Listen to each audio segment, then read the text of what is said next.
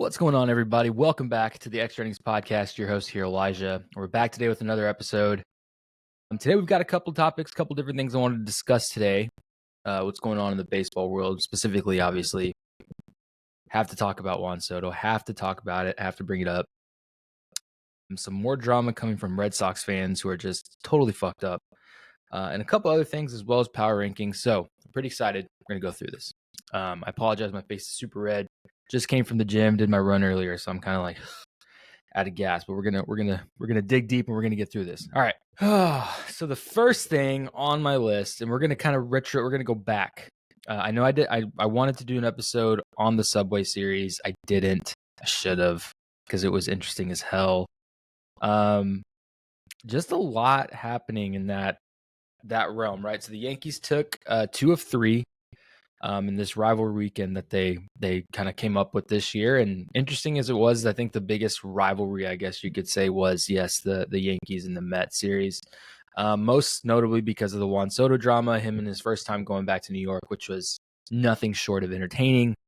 Now, what I will say about the whole thing, Juan Soto, look, okay, I've tried really hard not to talk about him because it feels like it's a cheap get anytime you talk about Juan Soto, considering how much hype is here. You know, it's almost like an easy get of attention. You just bring up his name and boom, people are gonna listen because everyone's all tuned into this. But what I am gonna say is this: he doesn't look half the player he was last year, stat wise, appearance wise, energy. The whole thing is gone. It just doesn't seem normal at all, and it's kind of weird. And I'll say it because, look, if you look at him, not even last year, you look at him in San Diego, he didn't seem happy, and it was very evident that he wasn't happy because there wasn't a whole lot of enthusiasm. The numbers weren't great when he was in Washington, especially the year they won it in 19.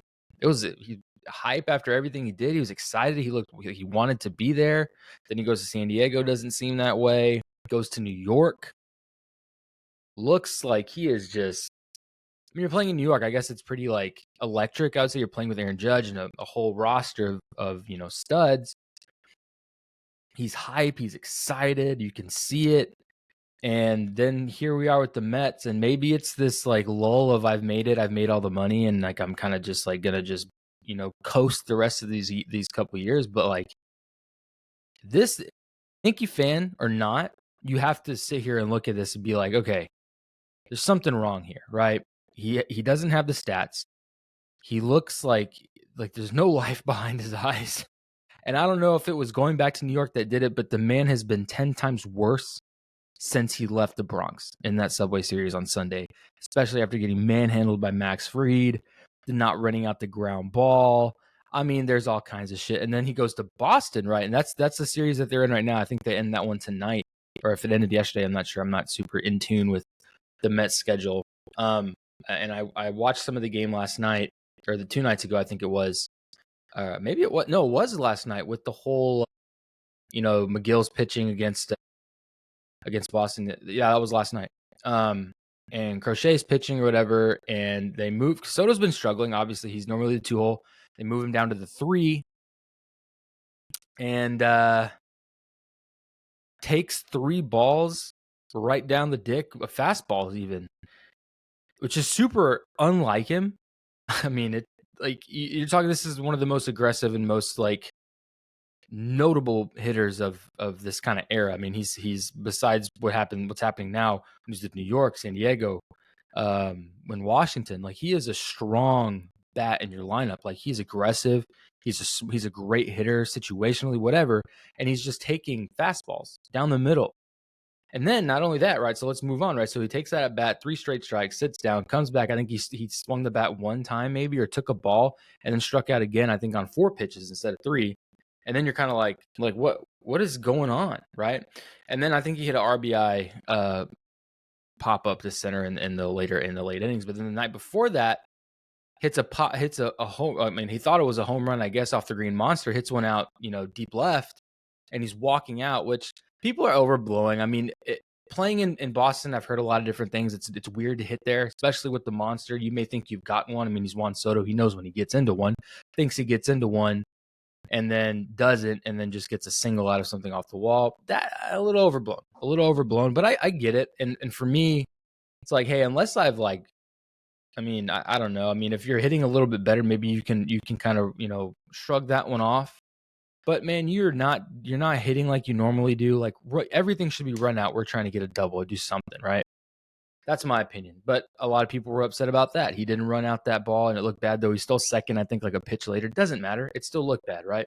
And it goes on par with what he did in New York in that Sunday game where he just didn't even run out the ground ball to second base.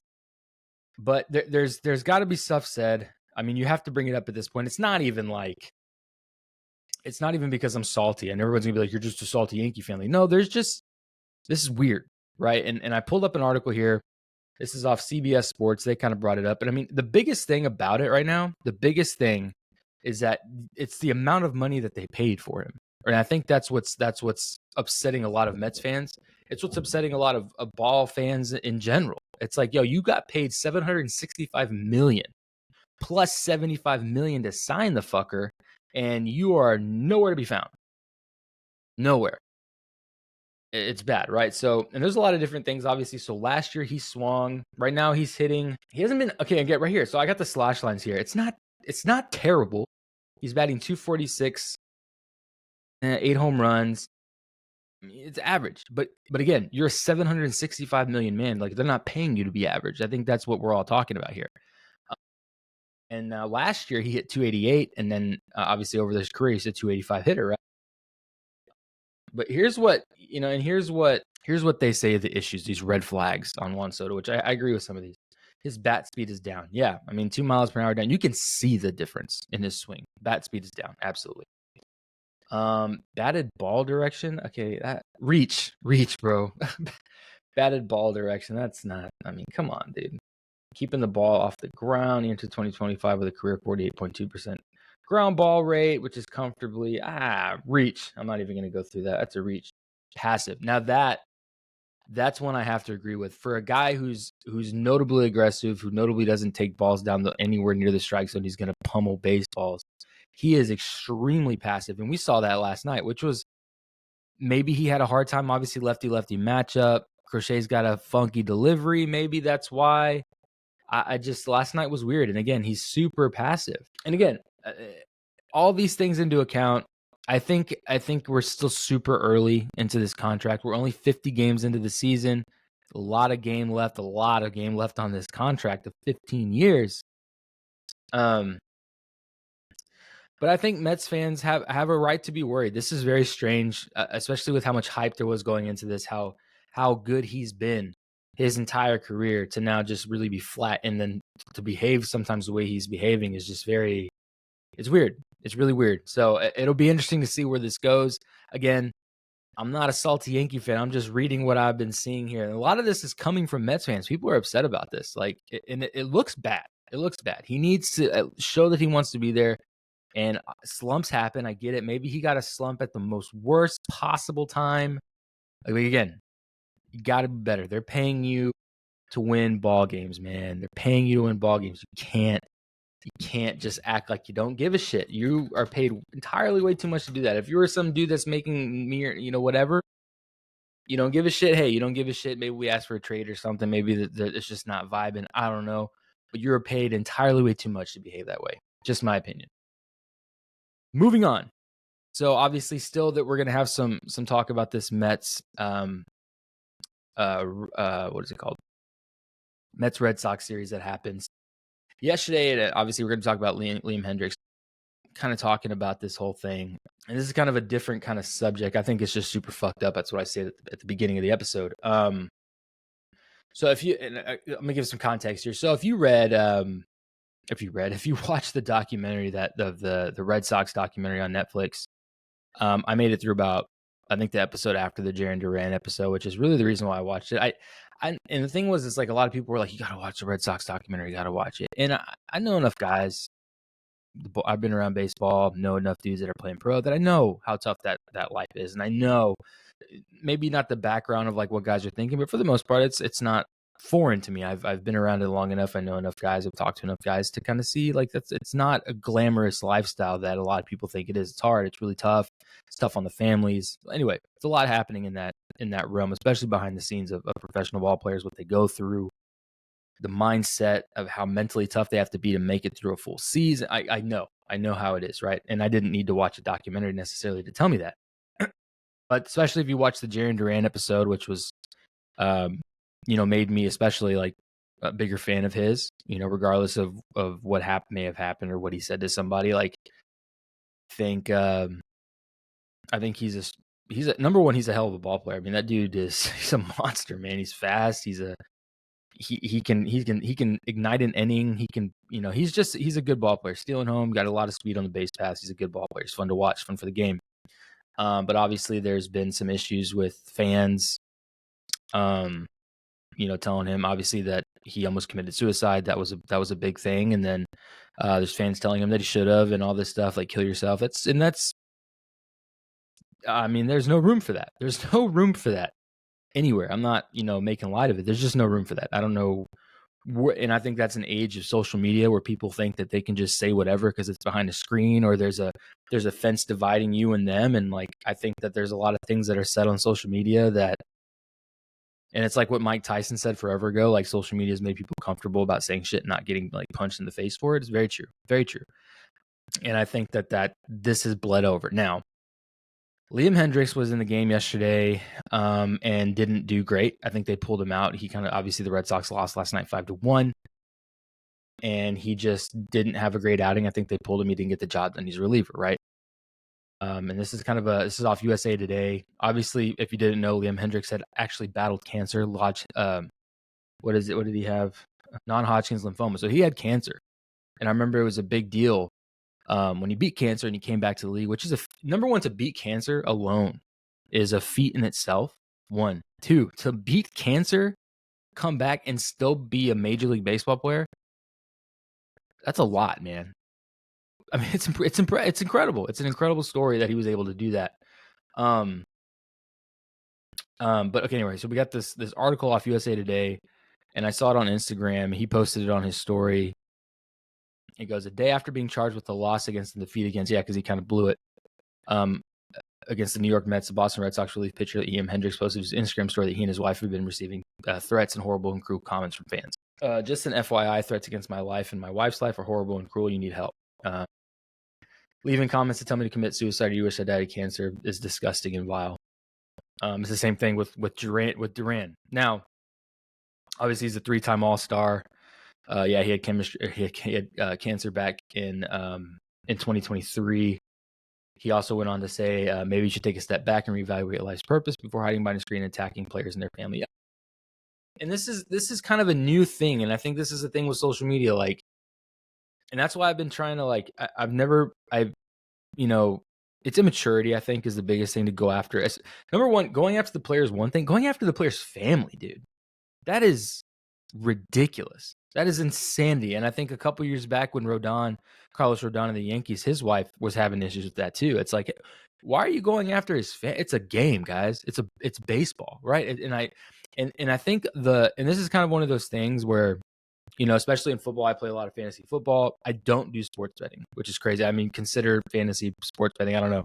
But, I don't do like the prize picks. I don't do underdog. I don't do DraftKings. I don't do any of that. I think it's just too volatile. And I like to enjoy the game for what it is, and I don't want to add extra pressure to it. That's just who I am, right? I have a lot of friends that do it. I'm not that guy. I just don't see the point in it. Personally, I think sports are hard to bet on because no matter what, no sports bet is a sure win. And I'm just like, I'm not trying to fuck with my money like that. I'm not trying to do that. It's not who I am. I don't have money to be thrown around like that anyway. I know guys that are doing it every fucking day. That's crazy. That's crazy. But it has gotten so prevalent and so big in sports that you can't even watch ESPN. I watch MLB Network and they have segments about the odds, right? Which is fine. And it's just so comical that, they're going to sit here and be like, but if you have a gambling problem, you should call XYZ. But it's blasted all over every sports network about the odds and who you should bet for and all this shit. I'm just like on, against, ups, downs, whatever. And I'm just like, it's so backwards, right? But I think that a lot of this shit, this talking to guys, especially after someone blows the game and they lose, A lot of people have money on the line, which obviously is going to incite some pretty hardcore, brutal feelings towards certain guys. And a lot of people don't understand that these are fucking people, man. These are fucking regular dudes who just happen to be good at baseball. That's all this is. There's nothing more to it. And I think that a lot of times, and again, if you want to go watch that Red Sox documentary, they talk about it a lot. They're not zoo animals, right? Just because there's a fucking fence and they're doing this thing within a realm, almost like an arena. I mean, it is an arena. I guess they're doing something there that you can like throw shit at them and make them do X, Y, Z. That's not what this is, right? These are guys just playing a game.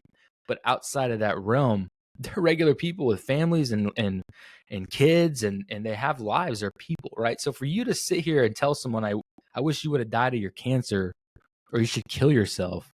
It's a fucking game, bro. And I agree with this. Maybe you should reevaluate, take a step back and reevaluate what's going on here. Because that is just, there's no place for that. It just, again, and you have to almost have pity on the other person who's saying that, because like how fucked up are you, or how low are you in your life that you're wishing death on somebody over a fucking game is just, it's disgusting, man. I can't, never. And it's like the same thing where guys are like, oh, that guy got hurt. Well, he fucking deserved it. You know, like clapping up for like, what is wrong with you? What's wrong with you to wish like pain or hurt or injury on somebody in their career? What the fuck, man? It's just, man, it's crazy times that we live in, and I can't believe that this is actually something that came up and it's on my newsfeed about this. But again, just kind of give my 2 cents. There's no fucking room for that, man. I can't even do that. But anyway, goes on to say Liam Hendriks was a closer for a while. He went into Boston. He's had a different role. I think he was hurt from his surgery. He is later in his career, so he's 36, right? And he's kind of just dealing with it, right? He's, I think he had an issue with Crochet. He was supposed to come in the 6th. Crochet went out for the 5th, 6th, 7th. I think he went out in the 7th, and that's when shit got kind of crazy. But he thought he was up, then he was down, then he was up, then he was down. No excuse, but again, just something that I guess he's dealing with. But again, there's no room for that shit, man. No room for that shit. I can't even talk. I can't say any more on it. That's just ridiculous, guys. Get a life. Get a life if you're saying some shit like that on Twitter, Instagram, whatever. Moving on. Completely different realm here again. Again, so more Pirates drama. Obviously after they let go of their manager a couple weeks ago, there's the talk of Paul Skenes, which we're going to talk about Paul Skenes again because I have more thoughts on that whole situation. Jared Jones, who came into the league, I think last year, I think he was in the minors in 20 and 23, broke out with the roster last year, was great, electric stuff. Hadn't seen anything. I think he went down in spring training with some elbow issues, was rehabbing, and it still didn't feel right. Started a throwing program, didn't feel right.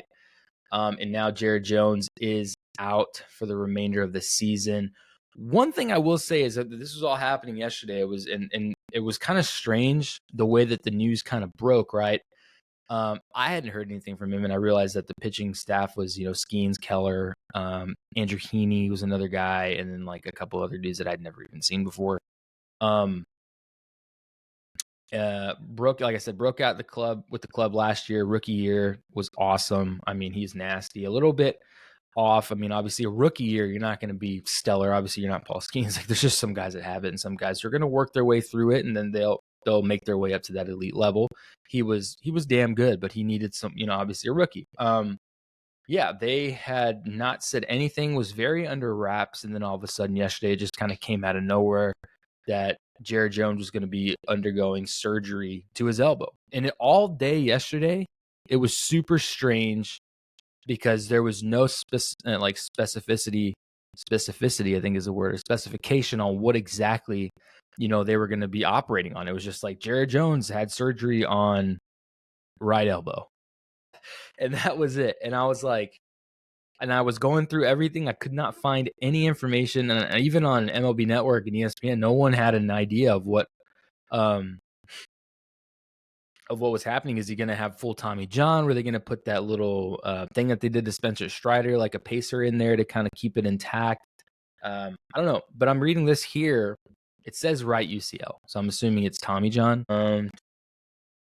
Yeah, suffered a right UCL sprain in spring training, but after seeking multiple opinions and doing rounds of imaging, it was determined the ligament was intact in surgery. Oh, Okay, hold on. Oh no, this was whoa, this was before. I'm reading retroactive here.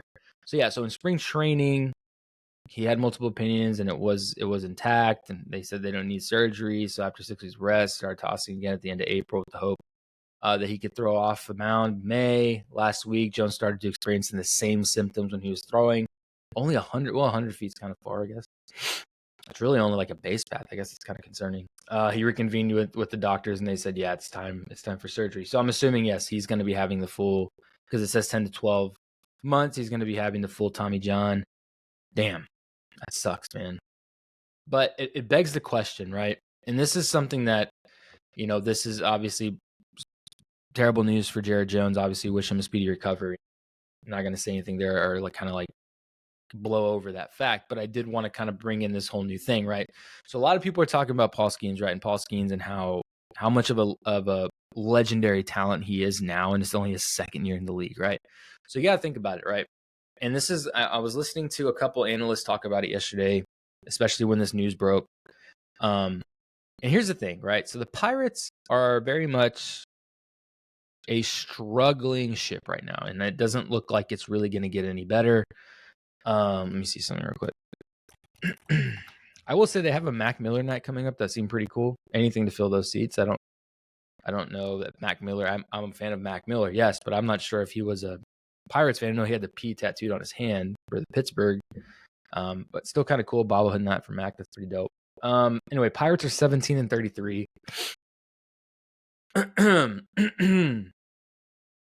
They have O'Neal Cruz, McCutchen, Skenes, Heaney, right? So here's the deal. A lot of old guys on there, a lot of guys who are, there's just not a lot happening in Pittsburgh, right? I mean, it's just not a lot.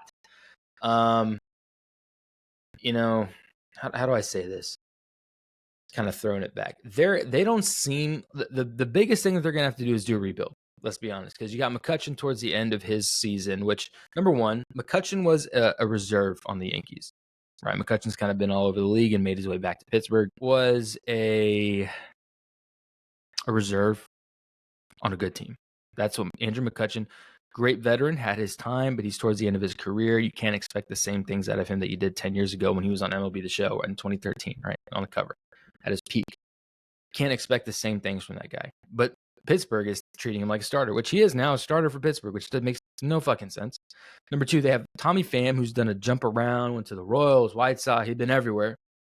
Another guy who probably should not be a starter, but yet is a starter for the Pirates.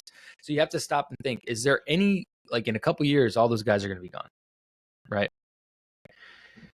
And you have to stop and think, okay, they got this mega star, Paul Skenes. What are they going to do with him? Because there's not really much you can. You're not going to be able to. There's nobody in the farm that's going to build a team and be like, these guys are going to really compete. Because right now they can't. They're not. They're 17-33. They're not competing for anything, and it doesn't seem like there's a whole lot of relief coming to right that ship. Let's just be honest, right? So the question is, you got Paul Skenes, who's got about, I think, 4.5 years left of club control, right? Do you trade him? What do you do with him? Right, you're kind of in this in between realm of like, well, what do we do with him? And I think it begs the question, right? Do they trade him or do they hold on to him and waste? Because right now he's at the prime. Pitchers are different, right? You don't, he's one of those guys that came in ready to rock, didn't need any more time. He was good. He was ready immediately, right? And you sit and wonder, like, what do you trade him now? Or are you going to sit back and waste all 5 years of his prime of who he is now? Because in 5 years he may not be that same guy, right? In 5 years he's approaching that 30-year-old season where he's going to sign probably a mega contract. But you're wasting the time, right? And I just had to bring it up because it's important to think. And I'm curious. I don't think they're going to trade him this year. Obviously, there's rumors at the deadline. There's people saying Dodgers 7-guy trade for Paul Skenes. I don't know, man. I don't know. And it's interesting, but at the same time, if they don't do anything with him, I would be sad for the game. I'd be upset for baseball because that's such a wasted talent on so many levels, right? because you got this guy who's pitching absolute gems. He's almost like Jacob deGrom in Texas, like pitching gems and nothing's happening. And it's like, damn, dude. But again, he's Pirates. He belongs to the Pirates, and I don't think they're going to trade him anytime soon. I think that maybe after this year there might be some serious talks so that they can maybe get some pieces to maybe build some competitive team. But right now it ain't happening. You can't do it with Andrew McCutchen as a starter. You can't do it with Tommy Pham as a starter. You can't do it with Andrew Heaney as a starter. It just doesn't work. So going to be interesting to see. But again, if they don't do something with Paul Skenes, I'm going to be utterly disappointed just for baseball, because that'd be such a waste of talent of a dude who should be pitching in some serious postseason games. Next on my list. Now we're going to talk about power rankings, and the Diamondbacks are 12, I think, on that list, because we're going to go over the Athletics and whether I agree or not, because I love the Athletic. I go to them for a lot of information. Are the Diamondbacks serious contenders? Now the Diamondbacks are 26-24, a little bit over 500. And they've got some great pieces, and they've got some pieces that are really struggling. So are they going to be true contenders? Now, we know that the Diamondbacks had a hell of a year in 23. They went all the way to the World Series. People had issues with that World Series with Texas and Arizona. I thought it was a great series. I'm a big fan of the Diamondbacks. I catch a lot of their games, even though they're fucking late and past my bedtime. But I'm a fan of the Diamondbacks. Corbin Burns, Zach Gallen, Brandon Pfaadt, a lot of guys that can play, man, you know. But are they true competitors, right? And you got to be honest, right? So they got Corbin Burns starters, Zach, Ginkel, who struggled, Merrill Kelly's decent, Shelby Miller decent, and Brandon Pfaadt decent. Zach Gallen's been struggling, but I think he's kind of getting back in his realm. I think there's some stuff that needs to be fixed.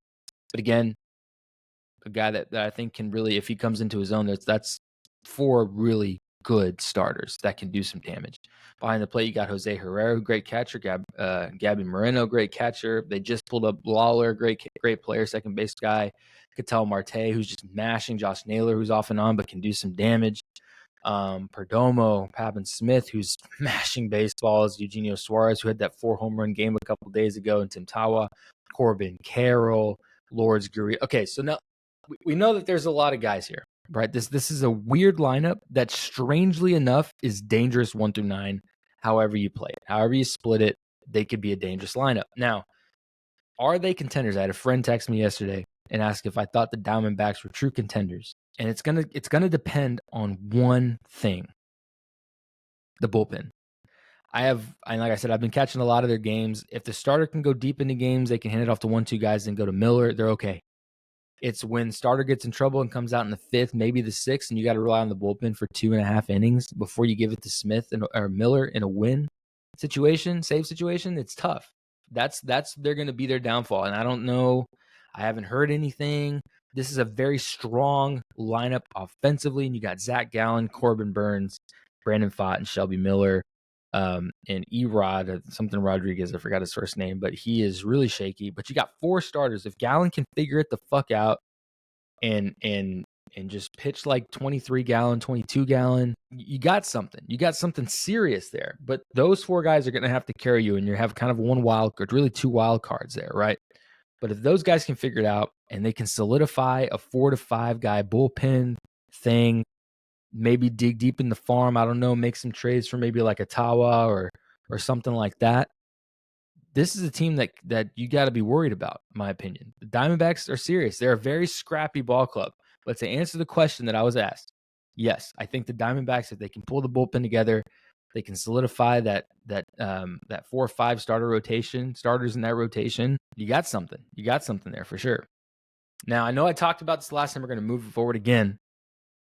I know I talked about this last time. The Tigers, man. The Tigers, dude.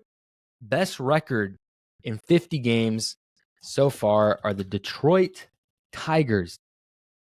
Who had it on their bingo card? Because I fucking didn't. I can tell you that. 33-17. Do they have the best record in baseball? Who has it? Yeah, right now, the Detroit Tigers have the best record in Major League Baseball at 33-17. I don't know, man. I did not see this genuinely. Had no thoughts going into this year. We knew they had pieces. They had a lot of life late in the season last year against the Guardians. The Guardians snuck by and they got their ass kicked by the Yankees. But there was a lot of late life in that club, and I was like, that team's going to be dangerous. I didn't realize they're going to be this dangerous. I thought maybe next year they would put this together, but they've really done it, man. They've really done it. I need to pull up that roster because I want to see some stuff. I mean, obviously Tarek Skubal, right? Obviously Tarek Skubal, Jack Flaherty, Jackson Jobe, a young dude who's just tearing it up. I mean, there's a lot here. There's a lot here, man, that you just, like, it's pretty crazy. It's pretty wild. Yeah, I mean, there's a lot of guys here. Hold on, I want to see Alex Cobb, who's hurt right now. Alex Lang is the other guy who I'm like, damn. Casey Mize, another one. And those are guys on the IL. Dude, those guys aren't even on the active right now, dude. And those guys are going to come back at some point. And they're going to be even worse to deal with. Again, the biggest thing, obviously, is going to be Javi Baez, who's hitting walk-off home runs and just tearing it up as a center fielder, shortstop turned center fielder, who's just, I mean, it's just nasty. This guy is, I really thought, and this is a great baseball story because I really did not expect much ever again in the entirety since he left the Cubs, since 2016, and the Cubs sold the team. I didn't, especially after he went to Detroit, I never expected anything, especially after the horrific seasons he was having in Detroit. But he stuck with it, man, and it's a great story. It's great for baseball. Javi Baez has just resurrected and become the Javi Baez of old, and it's super fun to watch, man. I'm happy for it, man. This is awesome. Riley Green tearing it up. And you got Gleyber Torres, who is also playing good ball right now. Like, I talked about it all last time, but I'm not going to go in depth again. I just have to note it because, I mean, they have the best record in baseball. How do you ignore it right now? How do you not say it? And you would expect the Dodgers, maybe the Phillies, the Yankees, one of these guys to get it. And no, it's the Detroit Tigers who are just taking the league by storm right now. And rightfully so, man. They're fucking good. I can't even sit here and be like, it'll fall off, because they are showing no signs of slowing down. So, I mean, it's going to be I'm excited for this postseason, man. There's a lot of teams that are really showing out this year. It's going to be exciting, except for the Phillies, who lost Alvarado for a weight loss drug. He was injecting testosterone or something. That was unfortunate. But I guess a little side comment, now that I thought about it, Jose Alvarado, big time, big piece of that Philadelphia bullpen, suspended 80 games for taking it was a PED, technically on the list of a PED, but apparently he said he was taking a weight loss drug, showed up on a drug test as testosterone. Yeah, so busted, suspended 80 games, and then when he does come back, we got a Jerickson Profar situation, ineligible for postseason play. That is tough. That's a big blow to that bullpen. We'll probably hit on that later. I don't have a whole lot of information. I didn't do my research on Philadelphia because they're still a strong team, and I think that they're going to have to rely on a couple other guys to get the job done in that gap of 80 games. But something to think about there. I forgot about that, but side note. Yeah. And then the last piece I have today before we go into the power rankings is Jason Dominguez. I have to pull the Yankees here. At least at some point in every episode, because I am, yes, a Yankee fan. Let's see. Yes, so Jason Dominguez has now etched himself into MLB record books with a walk-off home run yesterday against Texas Rangers. Should not have happened, mind you, because Jacob deGrom threw a fucking gem yesterday, and they lost on a walk-off. It's really sad, man, watching like Paul Skenes, deGrom, who was hurt, had Tommy John the year the Rangers went to the World Series, is tough to watch because will they come back? I don't know. They do have a strong team. They do have a decent team, I will say that. But, again, no bullpen, kind of a Diamondback situation here. They got okay start. Eovaldi and deGrom are really the only two they're really doing over there. So, I mean, it's a tough situation. But, again, Jason Dominguez has now hit record books as the youngest guy to hit these 4 different home runs. Where are they?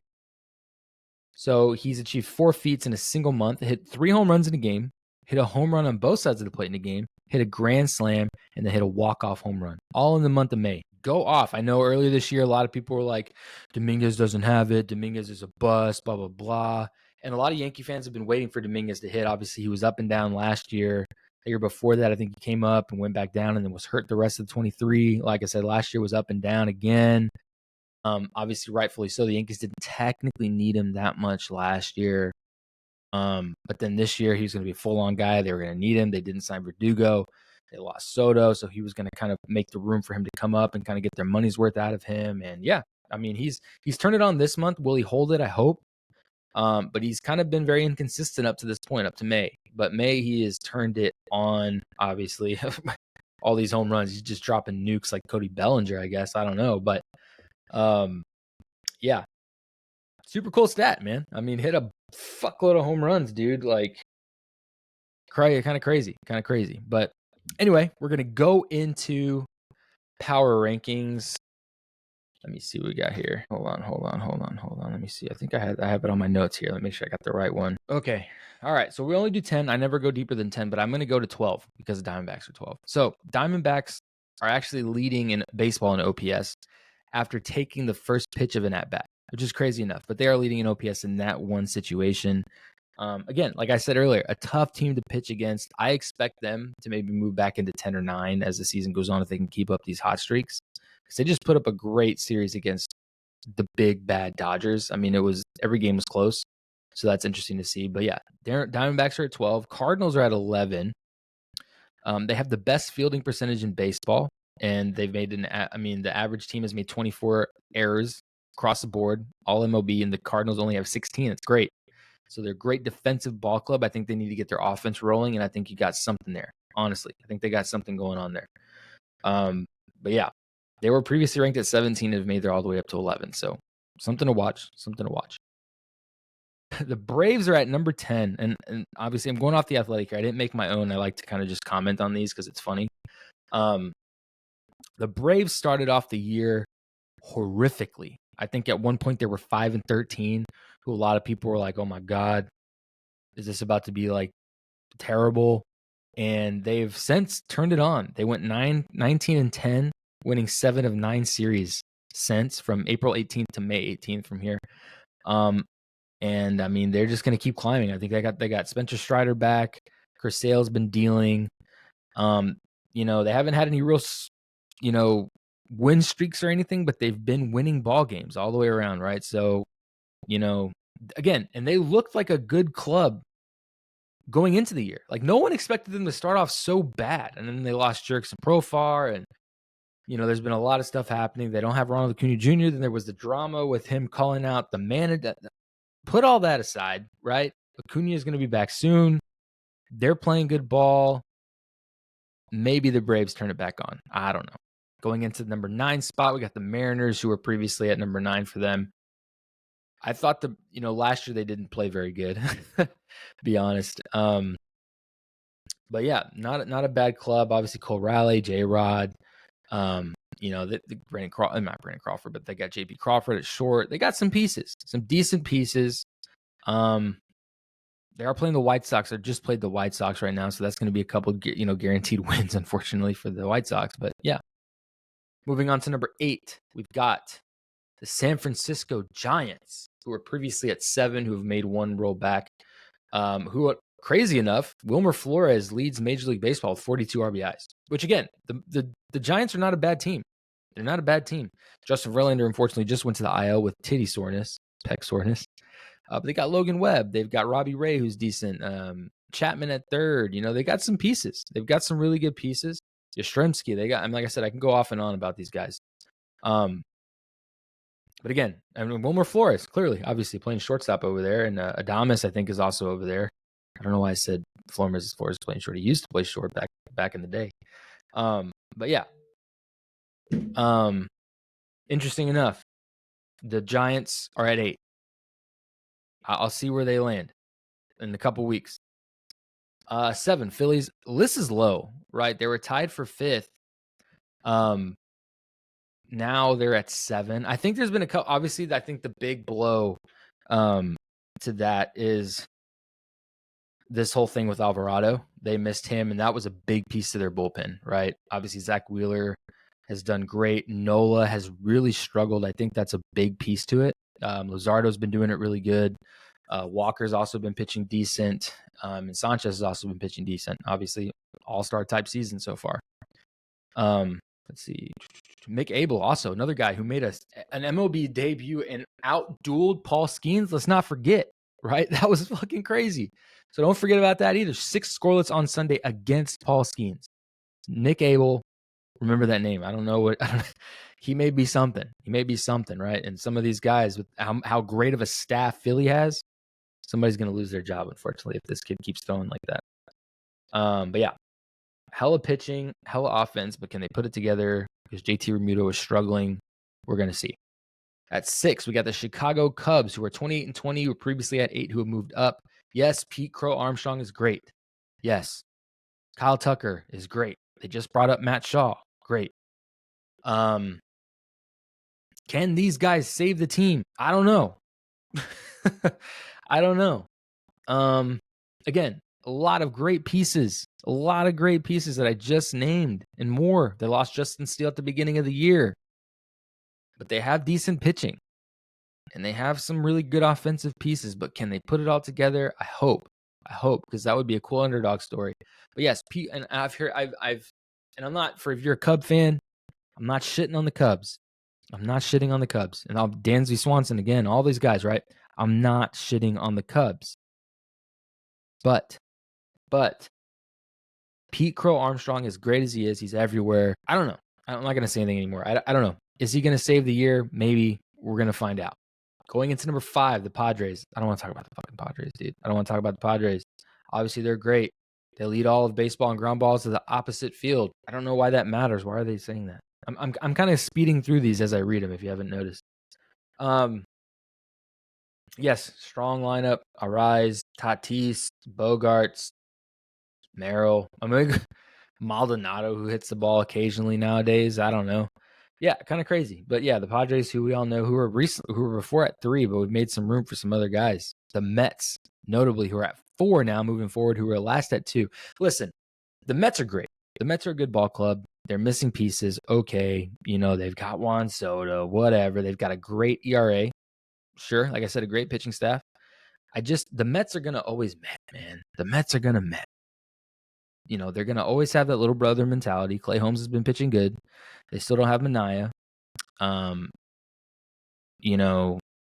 Senga's been pitching okay. They got that lefter Peterson who does okay. That guy who threw last night, Tyler or whatever his name, McGill, he was good. But again, I think it was an off night for the Red Sox because he was pounding like 50% fastballs and they just weren't hitting it. Maybe he's evading it. I don't know. But the Yankees put up a lot of runs on him. So maybe an off season, I think that they were kind of milking him a bit today on MLB Network. But again, I don't know. The Mets are going to Met, man. At 4, they were previously at 2. I think it's smart to knock them down a bit. I think they'll drop a little bit more in a couple weeks if they can't pull this thing out, with this whole thing with Juan Soto and a couple other pieces. But again, Huascar, Brosban been the biggest piece to their bullpen. Yesterday, tossed 2 1/3. It was just phenomenal. Like, they have a great pitching staff, but the offense is where they're lacking. Obviously a little bit of defensive woes with Pete Alonso. And then, I don't know. Obviously Lindor is a big piece. If Juan Soto gets going, that's a big piece. Alonso started off really hot, and then that kind of tanked a little bit. Not tanked, but he cooled off a bit. So just some pieces to think about. Obviously 3, I think these guys should be at 2. I really do. I think they should be at 2 over the Yankees. The Tigers at 33-17 now. Crazy enough. We just talked about the Tigers, so we're not going to dig in there. Number 2, we have the Yankees, who were previously tied at 5, who have bumped back up. Mostly, I would say, because of Aaron Judge, who's just absolutely tearing the cover off the baseball and hitting home runs everywhere. You got Grisham, who has come out of nowhere, was a platoon guy last year and has just solidified himself as the new starting center fielder for the Yankees, smashing baseballs, making defensive gems. We got LeMahieu back, who's been decent, not bad. And then obviously Cody Bellinger, who is just on an absolute tear right now.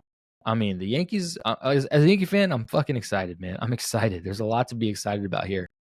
And again, we're going to get Giancarlo Stanton back in a couple weeks. Hopefully Heel comes back. I haven't heard anything on that whole thing, but Fried, obviously, just amazing. Rodon has been pitching really great.